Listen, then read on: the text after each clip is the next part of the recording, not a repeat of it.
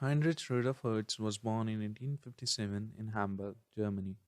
He first conclusively proved the existence of electromagnetic waves theorized by James Clerk Maxwell's electromagnetic theory of light. Works lie in the field of electromagnetism. Hertz was experimenting with a pair of Rice spirals and he noticed that discharging a Leyden jar with one of these coils would produce a spark in the other coil. With an idea to build an apparatus, he proceeded to prove Maxwell's equations. He used a Ruhmkorff coil driven spark gap and a pair of wires as a radiator. Capacity spheres were present at the ends for circuit resonance adjustments. His receiver, a precursor to the dipole antenna, was a simple half-wave dipole antenna. This experiment produced and received what are now called radio waves.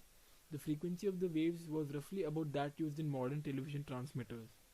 Starting with his paper on electromagnetic effects produced by electrical disturbances in insulators, Hertz showed transverse free space EM waves traveling at a finite speed over a distance.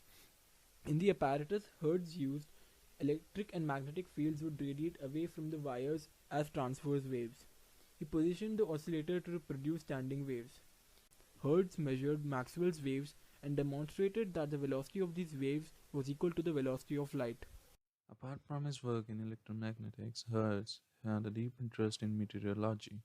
However, Hertz did not contribute much to the field himself except some early articles as an assistant to Helmholtz in Berlin, including research on evaporation of liquids, a new kind of hygrometer, and a graphical means of determining the properties of moist air when subjected to adiabatic changes. Hertz worked on contact mechanics, a field introduced by Hertz himself. His work summarized how two axisymmetric objects placed in contact will behave under loading. Hertz's research from his days has come down to the age of nanotechnology.